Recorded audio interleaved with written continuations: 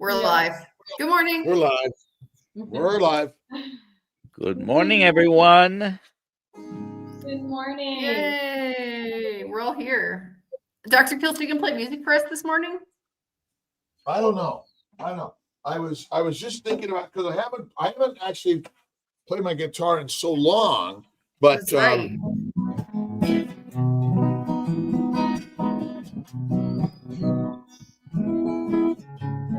Love it.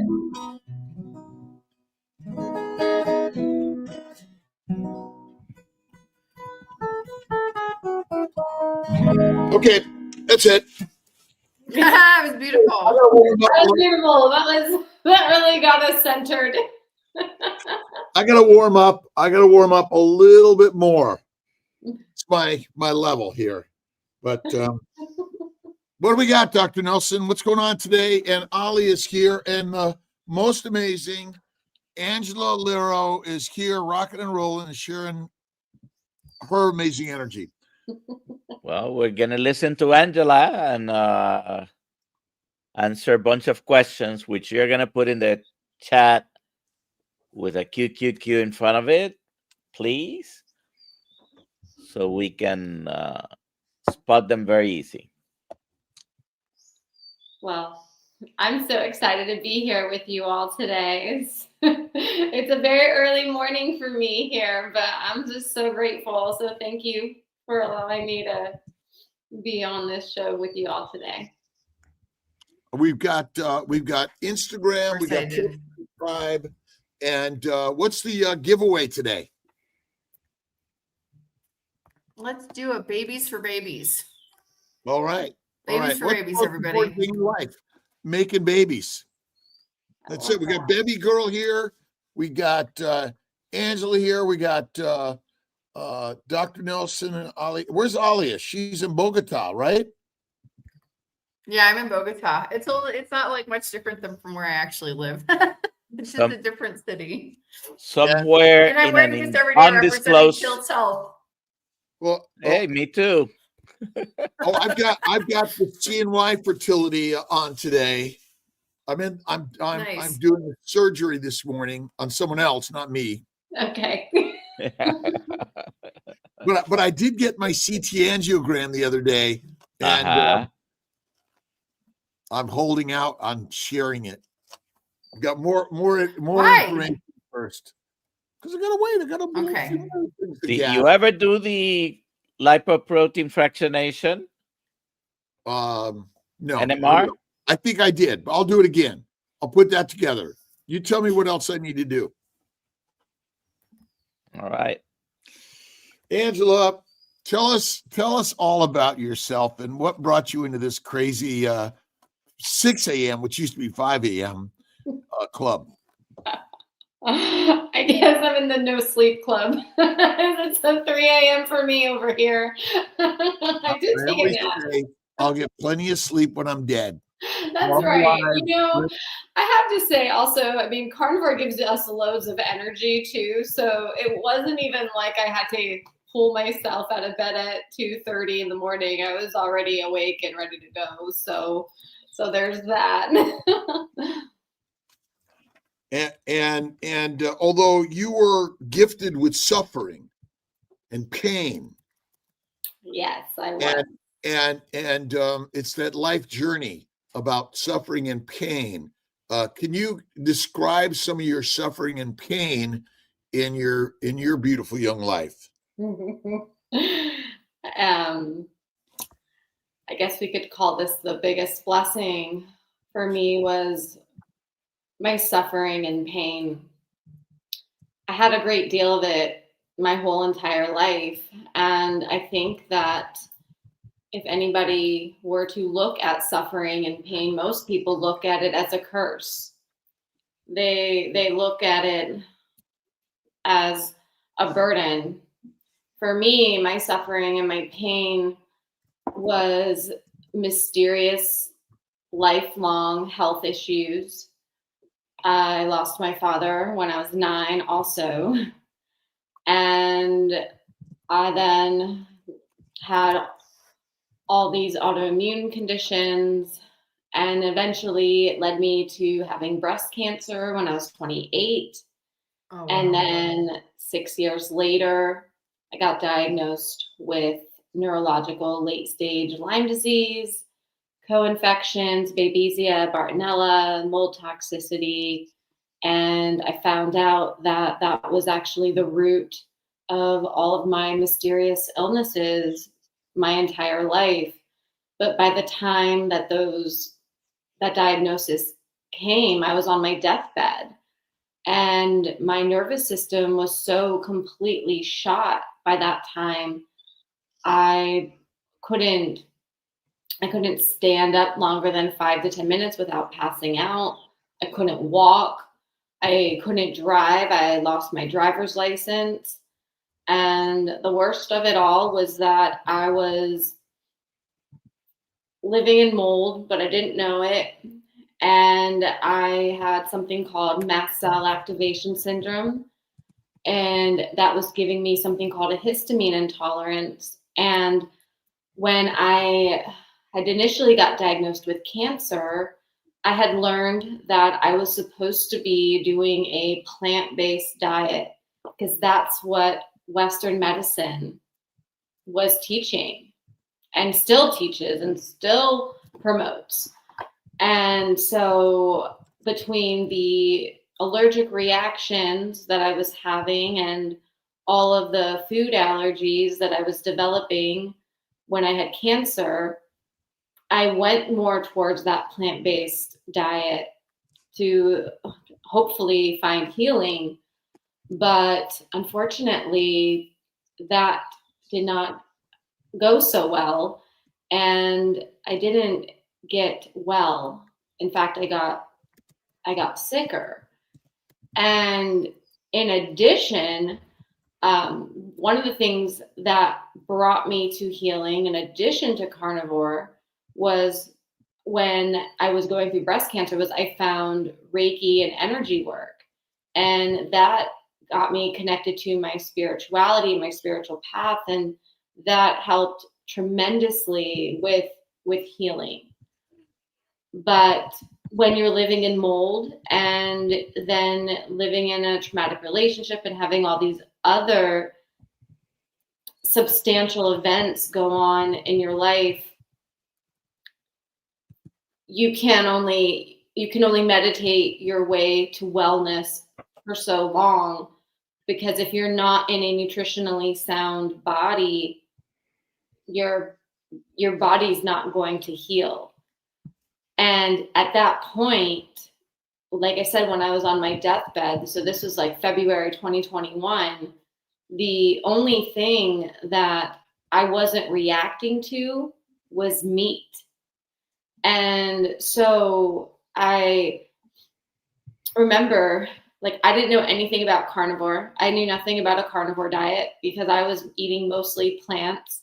I still ate a little bit of meat. That's how I knew that I could still tolerate it, because that was the one thing that I remember just sitting with, like a bowl of ground beef, and I was still having a slight reaction, but I wasn't reacting 100%.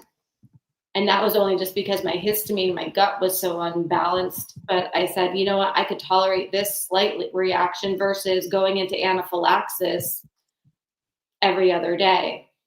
So that's when I really started understanding what histamine was. And I went on a mission to find non-aged meat.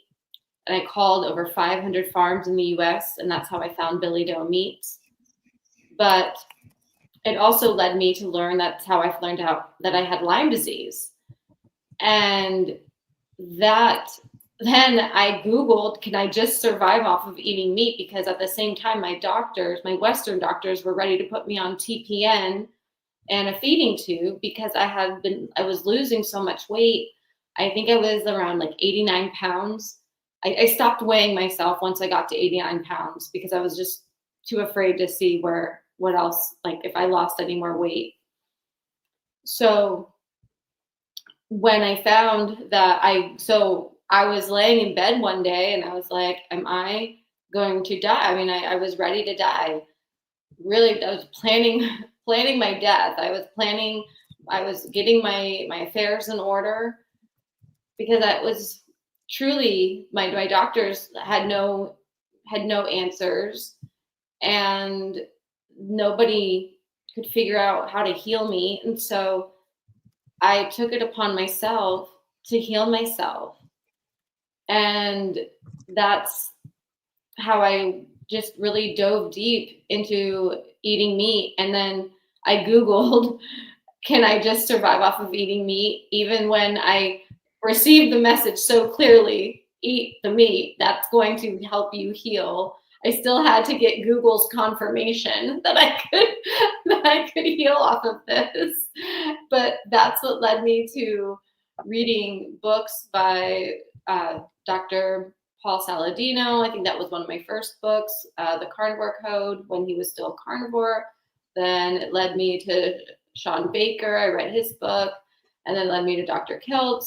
And I'm just reading all of these stories and all of this information that people are thriving off of this diet.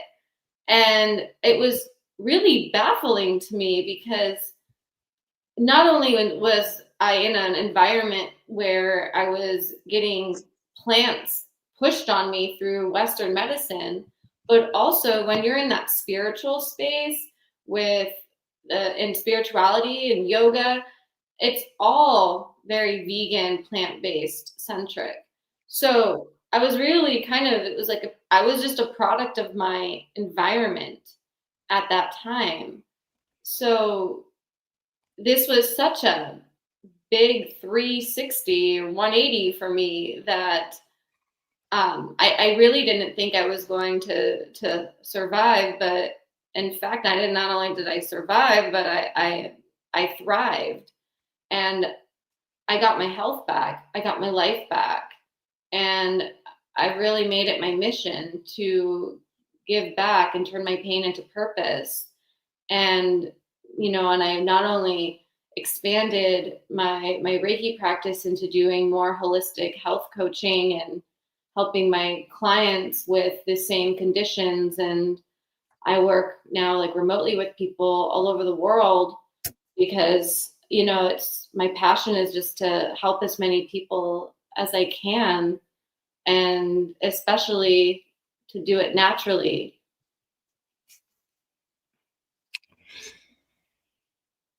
Would you say that the meditation, the prayer, the mindset may be our biggest challenge in all of this? Obviously, eating meat centric seems to be a big plus, but how do you measure the mind and the meat in all of this in our practices? Well, that's a great question.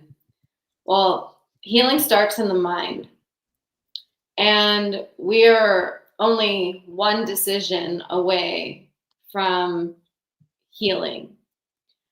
And when it comes to that, when you get to that space, when you're really in that suffering, you really have to make that decision. But that to me was where I found the God within myself.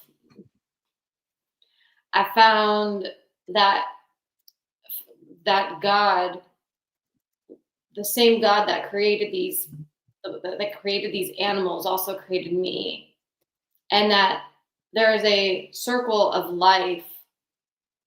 And when we're eating meat, we're taking in that life force energy from that animal. And so it was really such I'm getting emotional talking about it, because I think that was one of the deepest moments of my life, was having to make these life-altering decisions on a whim when you barely have enough life within you. And I just really relied on God to lead me in that space. And at that point, I didn't want to listen to anybody else. That my healing just became the relationship with me and the divine. And I really leaned on that. So whatever I felt, whatever intuition I connected with, whatever I prayed, I would ask in prayer and receive in meditation. Is meditation something that we all might be practicing and not knowing it, but we're focusing on the negative and not on the positive? And is there a simple meditation and or prayer that you practice on a regular basis? That's a good question. I mean, I think we all have the ability to meditate, but a lot of people that do meditate or that don't meditate, I think the biggest challenge that most people have about meditating is that they don't have time.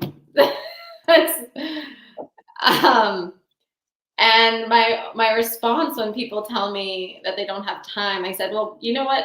Nobody has time, because time does not really exist. We create time. We make time. And we make time for what's important to us. We don't have to meditate for hours a day. A simple 10-minute body scan is a great meditation. And that's often what I tell my clients that are in the same boat. Some of my clients tell me that their nervous system is so disrupted that they can't even close their eyes. And so the best meditation, if you're a beginner, is just sit, put 2 feet on the ground, close your eyes, and just connect with your heart. You can put your hand on your heart and your hand on your stomach. Take some belly breaths so that you feel your belly exhaling when you're, exhale and then inhale. And just feel your belly. And as you're doing that, just connect with each part of your body from your head to your toes. It takes about 5 minutes, and it's a great beginner grounding meditation that just helps you center within yourself.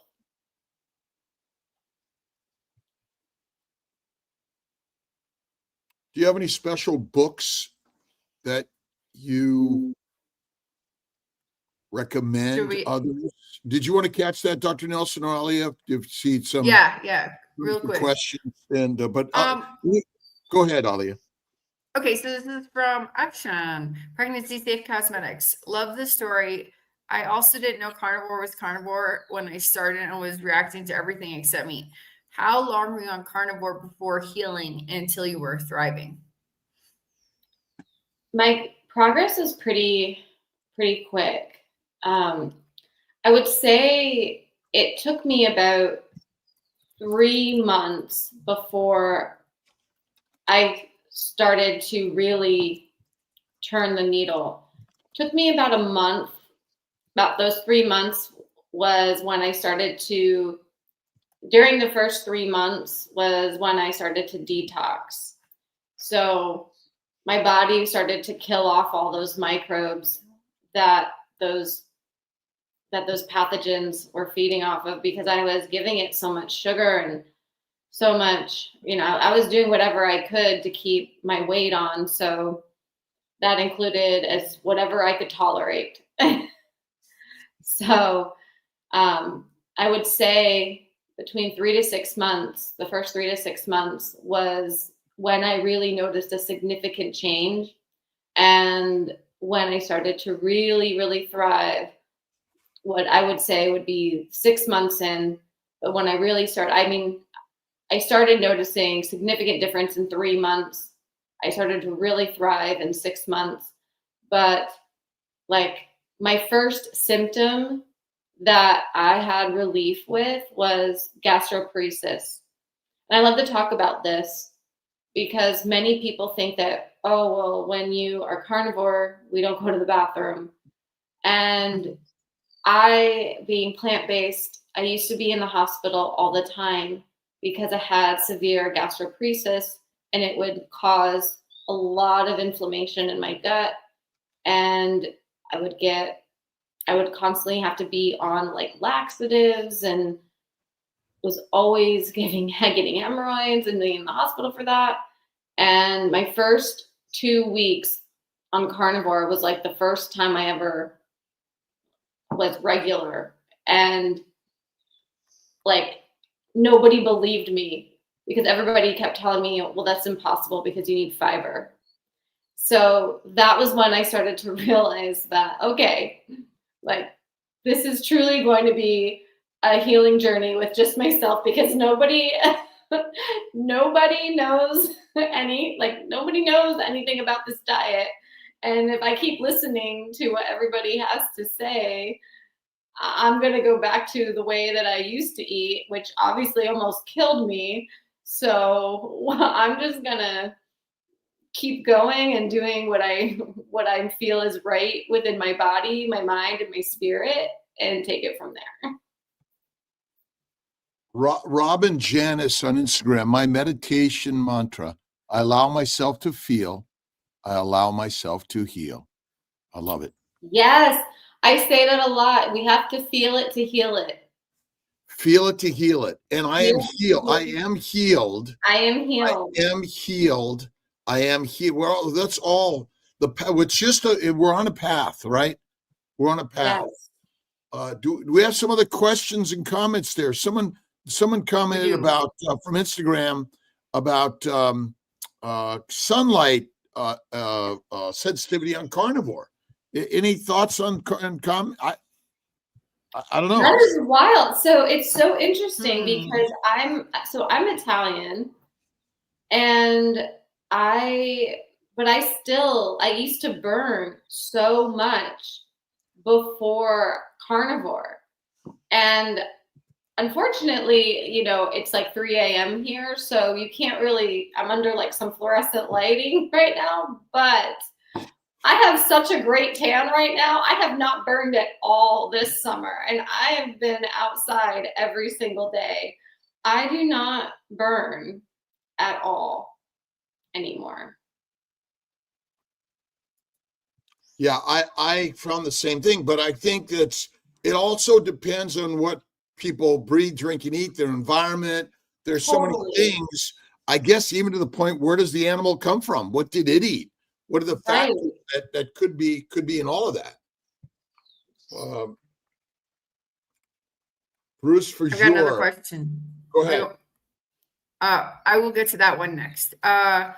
No Carp Barb. Angela, your story is amazing. I have heard you say that I lack love. Will you please expound upon the role of trauma and chronic illness?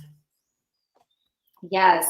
So something that I learned and truly believe is that when we talk about our illness starts with ILL, I lack love. And I truly believe that the more severe trauma that we have been exposed to, and we've navigated through and struggled, the more suffering and the more significant our illnesses can be, mainly because of what they do to our nervous system. And our nervous system dysregulates, our nervous system is what regulates our immune system. So I see this, I experience this personally, but I also see this with my clients, is that if you really connect trauma and chronic conditions, they really do go hand in hand. And because I have seen people that have gone through, like, I'm just going to use Lyme disease, for example, Lyme and co-infections, but they don't suffer. Like they didn't have as much trauma in their life. And so therefore their immune system healed and they just went on with their life. And then you see other people, and I look at the trauma, we look at what their childhood was like, what they've been carrying, if they are unable to forgive, because I think forgiveness is a huge key in trauma, and how we handle our difficult relationships, what, our inner child. So there's so much that goes into our health that can truly affect the outcome of our wellness. And so that I lack love, it really comes down to where are we lacking the love for ourselves, and how is that lack of love that we maybe didn't receive from the people that we needed it, and how we can transform the lost love that we didn't have and pour it back into ourselves to heal ourselves and heal ourselves whole. I love life. Yeah. And Yeah. a lot of it is, as we speak, as we think and speak, so shall it be. And that is, as we begin to change language, that we're creating new directions, new paths. But it's really our I am ill language that I am love language. And I think because I always love, I love the shorts that I go through on either YouTube or whatever it is. And ultimately we're born with this body, and our job is this body. And so we need to care and love it. And these are the practices to find the love, because the people that we didn't get love from didn't get love either. And Exactly. so our job is to love them in order to unlove ourselves. And that's where forgiving and forgiveness really comes in this journey. Absolutely. Absolutely. I mean, a lot of us, we like when we feel broken, and there's so many of us that it's like when our body feels broken, our heart feels broken. And a lot of us, when we go through any type of chronic illness, especially, we can lose a lot of people in our lives that we thought were going to be there for us to support us. And it can be very isolating, but we also know that in that isolation, we grow resilient, and that's when we truly connect. To me, that was the biggest part of my suffering, was being in isolation and not having as much support as I had thought I would. And so, I was in bed and it just felt so alone. And I just remember just feeling like I had nobody. And I knew that I felt like I was going to die regardless, but like I actually really wanted to, because I just never thought I was going to get well. I mean, it was so hard, but I had to really overcome that voice in my head, because at the end of the day, it was that voice that was keeping me sick. And I had to change the story, and I had to rewrite a new one. And I had to really dive deep and remind myself and like tell myself a new script, which was, like you just said, instead of like I lack love, like illness, I felt like I lacked love, but in wellness, I love love. I love life. Nothing has to happen out there. It's all an inside job. That's right. Yes. And from us sufferers who have strengthened, part of the path is to share the suffering and the strengthening at the same time. And that's so Sandy 7 on Instagram, was hard for me to love myself, but it's a turnaround for sure. When you find a path and keep going, it will develop a stronger path. I mean, ultimately, the sharing of your pain and your path is part of the the strengthening for all of us, because we're not alone, but we think we are. That's right. That's right. I want to, so here's Bruce, 100% TNP disabled UCMC vet, epilepsy 20 plus years, seizures 2-3 times a week, tremors daily, now 53 days free for 53 plus days of 53 days seizure free. That's amazing. Very good. It's amazing. That's wonderful. Amazing. Any Oh, books that you've utilized on your journey that have been helpful for you? Any readings or watching or listening things that could help others plug in and get a grasp of which way to go in this and how to get started? Yes. So my first book was The Alchemist. I love that book. I think I read it 4 times. So that was my first one. Power of Now was my second one. But there's a book that someone very special gave me that is changing my life right now. That person's Dr. Kiltz gave me this incredible book. It's called The Christ-Based Teachings. And gave it to me a couple weeks ago, and every day I just open a page and read it. And it has been one of the most eye-opening books that I've ever read, and it's changing my life in the best way.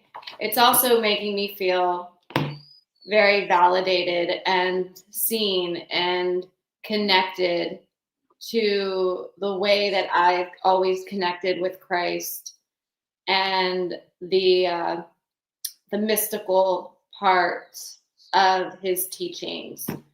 And this is just such a beautiful book. And I don't think it's in print anymore, but it's definitely worth looking into, trying to find it if you can.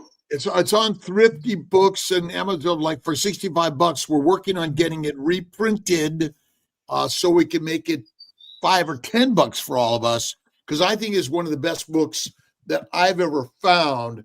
The Alchemist was one of my first readings, and it's like a game changer. The Power of Now. I mean, there's just infinite books out there, and I find that listening. And I used to run 10 miles 3 times a week, or I'd ride my bike 150, 200 miles, and I'd always listen to a story that got me sort of reattached to the truth that God is within all of us. And each and every one of us has the power to make the changes and to manifest that illness to I love life. That's right. we have another question. Oh, here we go. Here's the question. Do calories matter, or do you just listen to your inner voice for feeding? That's me or to all of us? To you first. Okay. So I used to think they mattered, to be honest. I thought they did. But your body is intuitive. It knows what it needs. So unless you're intentionally trying to do some sort of cut for like a bodybuilding prep or something, I just listen to my into my intuition. You know, fatty meat, fat. I do eat organs, and I eat until my body says it's full. I try to, like, every meal is a gift at this point for me. Like I view every time I eat a gift, because there was a long time where I couldn't, or that I would look at my food and just pray that I wouldn't have a reaction. So when I sit down to eat, I'm not thinking about calories. I'm thinking about how this food is going to nourish me. And trusting that my body's going to let me know when it's done. And so far, it's been doing that pretty well. Now, when I How was many times a day? I about 1 to 2 times a day.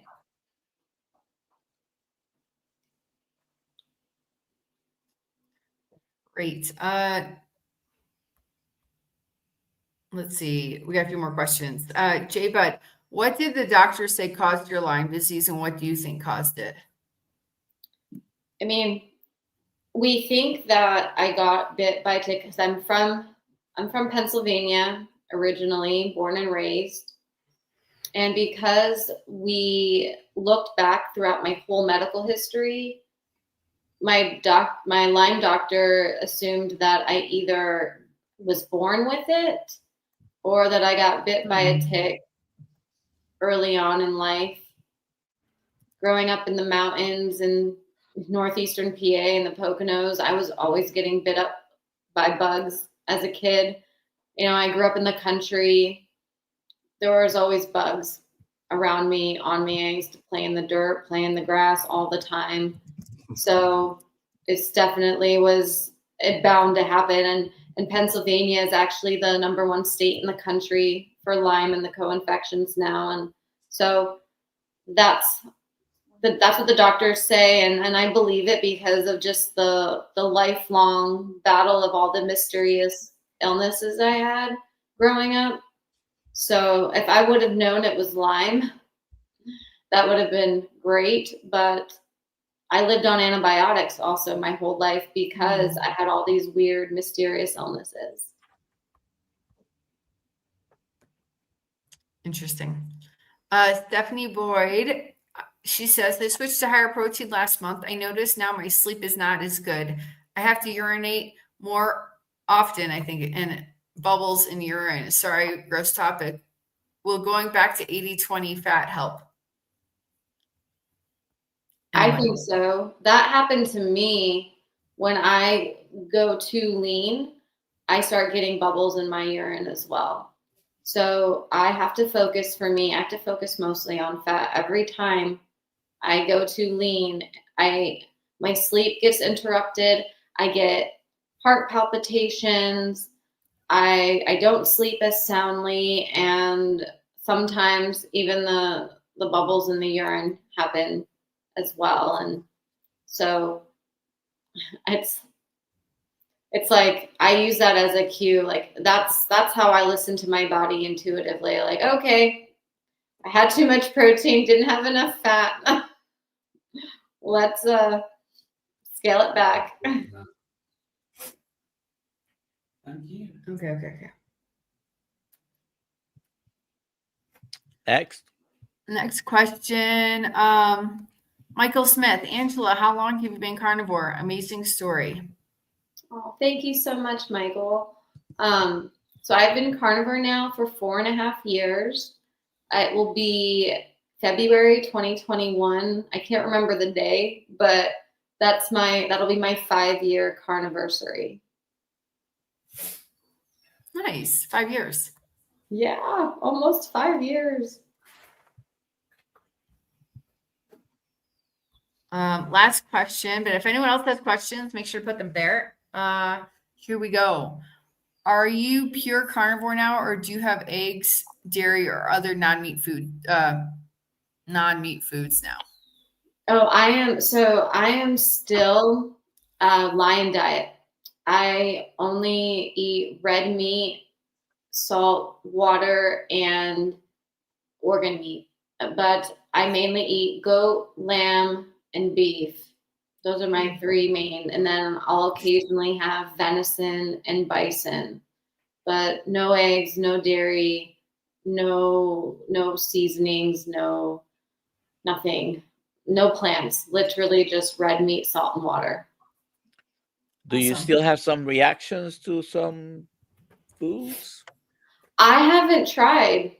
I don't even know.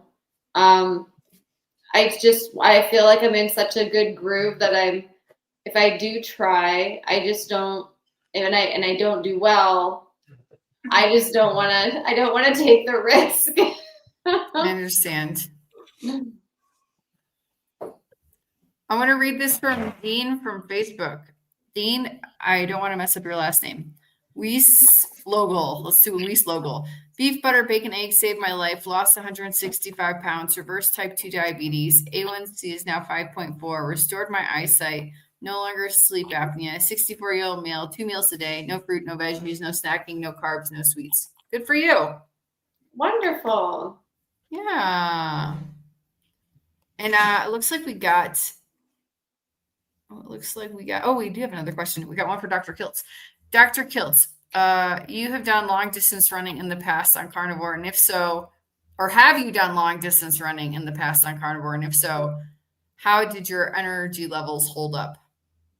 Well, I mean, I've done plenty of things on carnivore. My energy's always held up, but I cut back and down because my joints were wearing out and I slowed it down. And so I would say that on carnivore, I've gone 15 days without any food and still did my walking and lifting weights and going to work and doing operations and everything. So energy either way has been fantastic.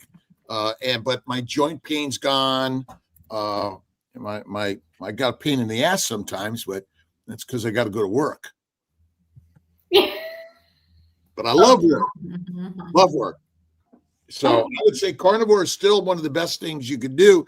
But does carnivore mean you're not going to get a disease and die? No. No. But you feel better, and it's the best thing ever. And those bugs, the microbes want to make us fertilizer. They're everywhere. That's right. They're everywhere. I mean, They were working real hard on Angela to make you fertilizer. I mean, they really ate me alive. Oh my God. I always would say I'm eating for two because I was eating for me and the parasites. Yeah, well, but they're everywhere. No. I mean, they're everywhere. But when we give them energy of negativity, we live that negativity. Yes. When we love them, recognize that we're all one. We're all part of the great molecular structure of the universe, right? Totally. Absolutely. Dr. Nelson, maybe this is from, we got Michelle, newbie to carnivore, KMT, and Lion, 3 months carnivore, 1 week Lion, lupus, MTHFR, and super low platelet count. Been plant-based for over 30 years after hair analysis. Found out veggies have been killing me, feeling much better. Still can't raise platelet count. Angela, what are your thoughts? Just not long enough yet? Yeah. I had MTHFR. I have MTHFR. That was one of the reasons why I was so sick, because when you're not methylating properly, you can't detox properly. And that's why I think also why carnivore, especially the Lion diet, if you have MTHFR, can be so helpful and healing, but you've got to be patient with your healing. You have to think about, just because I got a diagnosis 4 years ago, but that doesn't mean I was only sick for 4 years. I was sick for over 30 years. Mm-hmm. So we can't expect to get healed in a year or 2 years. We can reverse a lot of those symptoms, sure, but it's going to take some time, and you've got to lean into that. You've got to commit. And I think that's one of the biggest challenges that I see a lot with people and my clients, especially. It's like they want to give up because, they're not miraculously healed in 2 or 3 months. And I'm like, you've got to give it time. You've got to give your body a chance to adjust. It may take some time, especially since it sounds like the low platelet count may be an autoimmune issue, given the other things that were mentioned. And that takes time. I mean, you mentioned lupus, right, Dr. Kiltz, among other things? Yeah. So obviously there are some autoimmune issues, and they hopefully will get better, but it may take sometime. Yep. And sometimes lupus gets diagnosed, and I see this a lot. A lot of people get diagnosed with lupus, and they find out that it was Lyme. Because it's and same with MS. A lot of people that get diagnosed with MS find out later on that it was Lyme that was the root cause of that, or that it got misdiagnosed. Oh, wow. The microbes want to make us mush. Yes.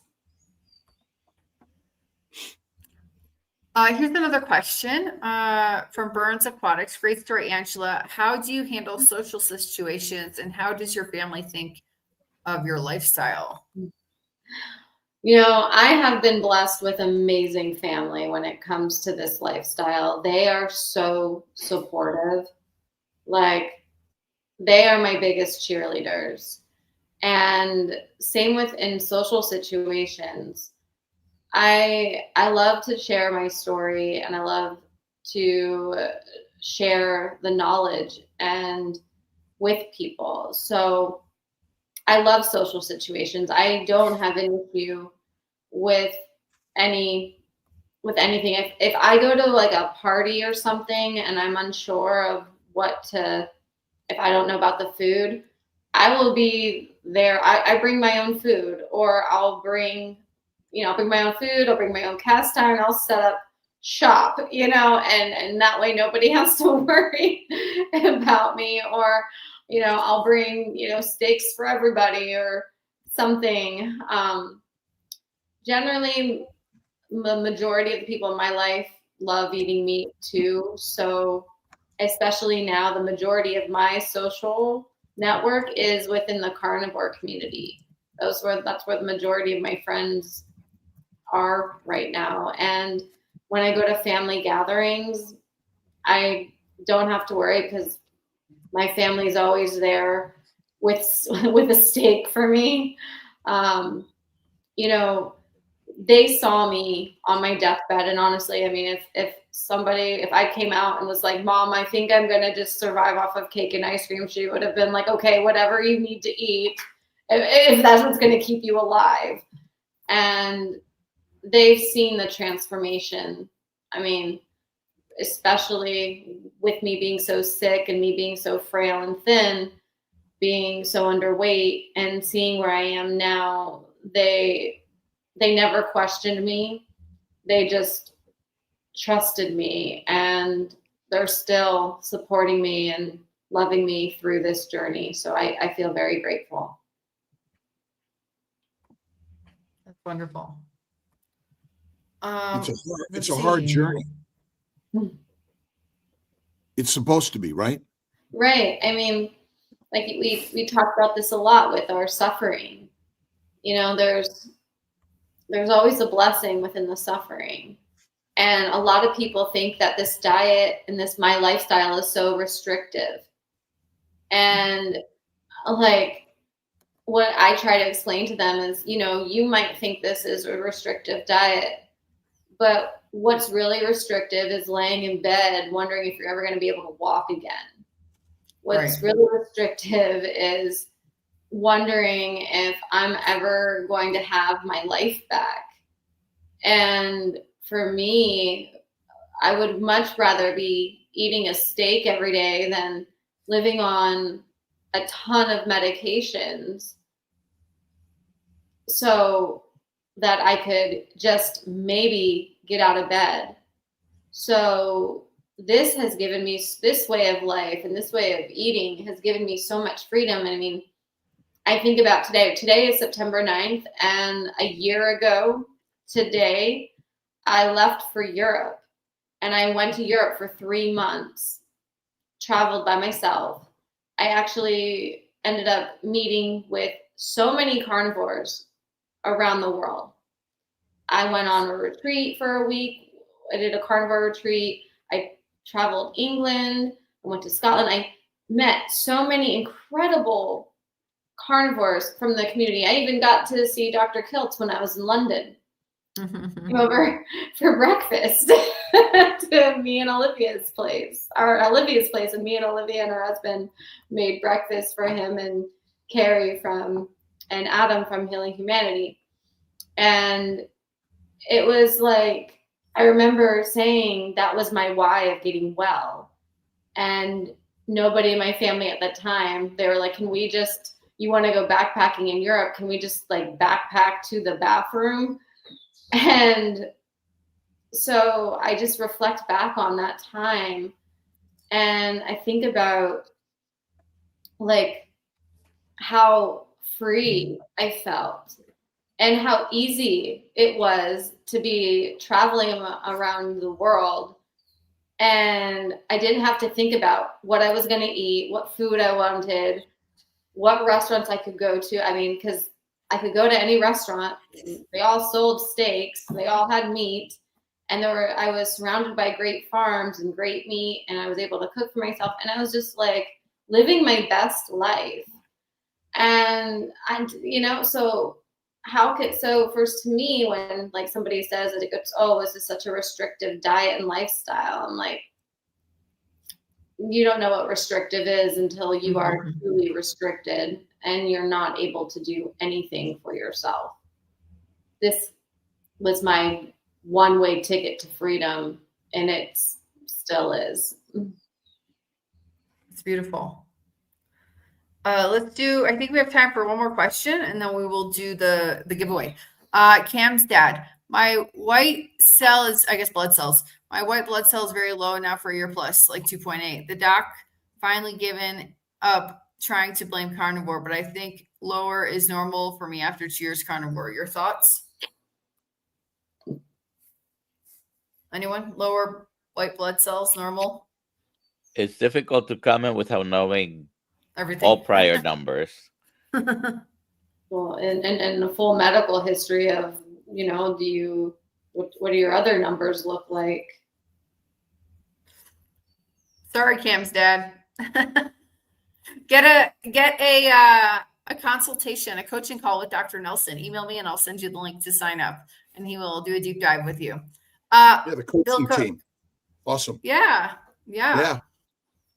Bill Cook, I think this is for Angela. Is it raw, rare, or medium? I like a little everything. I love raw. That's great. I do love raw beef fat, and I've had a lot of raw meat, especially when I was really going through it. When I was really sick, I ate a lot of raw and rare. Now I do like more rare and medium rare. There you go. All right. Cool. And that's all the questions. We can do the giveaway. We had a quick comment. Leg swelling, suddenly having ankle, feet, and leg swelling problems. 2 years and 4 months with carnivore. She's gained 10 pounds in 2 weeks. Couldn't get my jeans on yesterday. And is 79 years young. Went to the doctor yesterday. They did an EKG, echocardiogram, which were both fine. Swelling, lower extremity swelling on carnivore, 2.5 years-ish. Any thoughts? So to me, I'm wondering what your environment is like, because when I hear that to me also can signify you may be living in mold. That was one of the biggest symptoms for me, and to this day, how I know if I'm in exposure, because my ankles will swell. And our body, when it comes into contact with a toxin, it will naturally store fat cells and water. It'll retain water, and you can get swollen ankles, you can get bloated. So I would have her get her mycotoxins checked, or maybe get a workup done for SIRS or mold toxicity. Angela, what's your website and or your YouTube channel where people could follow and listen and learn? So my website is meatbasedmedium.com. It's being built right now. It will be finished within the next couple of days, but you can follow my journey on Instagram, which is Meat-Based Medium. And I'm currently starting a YouTube channel, which is also Meat-Based Medium. And you would like, you could also send me an email at meatbasedmedium@gmail.com. We got KMT, and we got you. I know we got you coming on for a Zoom meetup again, or coming up. We're rescheduling that. We're working it out. Yep. All coming. Yeah. It's all gonna work And then out. we're gonna do an in-person podcast when I come to Tampa. Yeah. Let me know when you're in Tampa and I'll make sure it's on the schedule. Yeah. Oh, for Hack Your Health. Yeah. Yeah. Well, We'll do nice. it. I'm trying to 1 second here. Everyone, please put hashtag KMT into the chat. It's a Babies for Babies book, but anyone can make babies, but that's not the point. The point is also that there's tons of great recipes in this book. Tons of great It's carnivore healthy recipes. for all of us. So Absolutely. it's Healthy exactly. for It's healthy all for of all of us. Yeah. All right, I'm pressing the button. And Dr. Kills, what does the baby's diet, the letter stand for? Bacon, eggs, butter, beef, Kiltz's ice cream from time to time, and salt. Babies, and ultimately, Yay, it's all Dr. for Kiltz. healthier. Oh, all right. So let's see. Do I have any KMTs on Instagram? On KMT. I love this April Schoeniger. Which platform is this, Alia? This is Kick. It's a streaming platform. I've got let's see, April Schoner on KMT, and so how about that? That's Great. that's Please email me, alia@drkiltz.com. April, and we'll get you your book. April, SCHOENHERR, Alia, got it. Great. Awesome. Cool.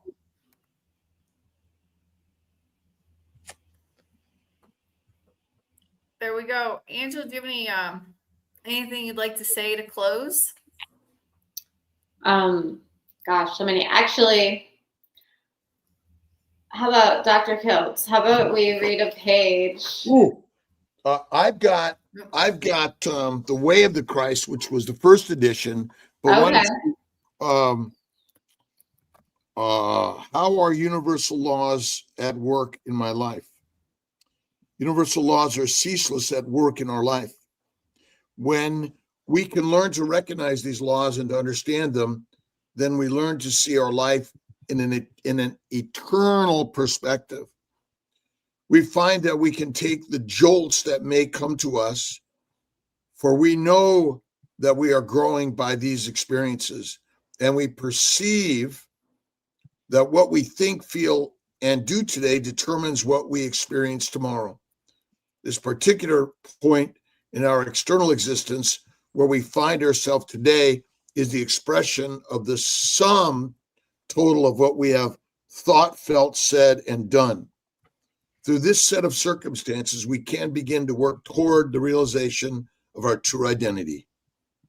Why don't you go? Okay. What do you got? All right. I'm just going to open this and see where we go. All right. Perfect. God is the greatest idea. As our mind expands to encompass this great idea, then the idea expresses itself through us in terms of our concept of it. As our concept of God expands, our expression of his nature grows. So whatever you eat or drink, whatever you do, do all to the glory of God. This is the way to live life abundantly. In this spirit, affirm confidently, I am an open channel through which the abundant action of the Father works freely.